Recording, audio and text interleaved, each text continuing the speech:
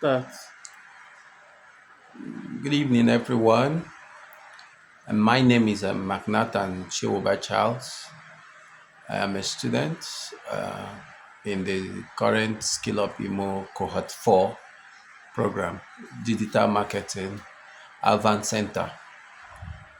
I'm here to talk about the step-by-step way of building an audience persona, and we are not talking about a boring document that sits in a folder gathering dust.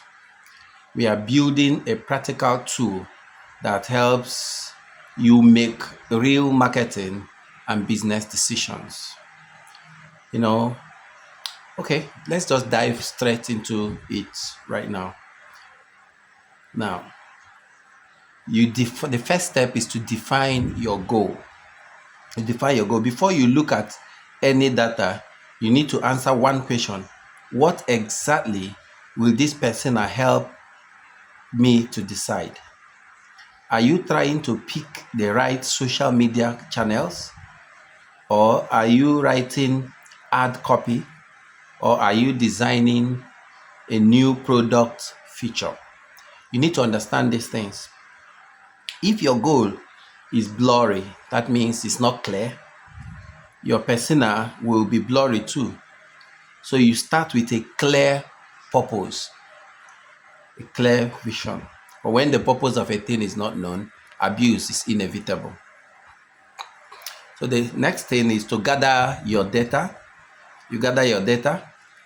When you gather your facts, you divide it into two simple buckets.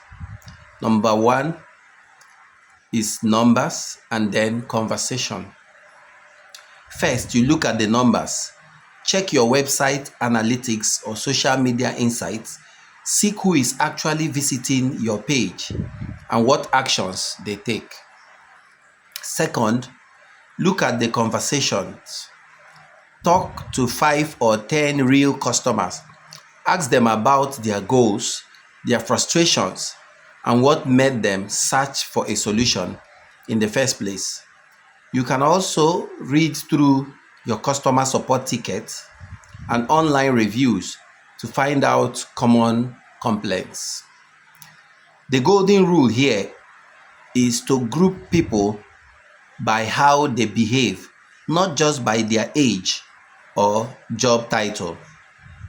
Step 3, identify patterns. Once you have your notes, it is time to play detective and spot the patterns. Look for the places where different customer stories overlap. You are hunting for common truth, like shared problems, the exact moments people decide to buy, and the apps they use every day. Group these similarities together. This is the foundation of your persona. Next, write the one-page profile. Now we bring that data to life on a single sheet of paper. Here is the checklist of what to include. Give them a memorable name and a quick one-sentence summary of who they are.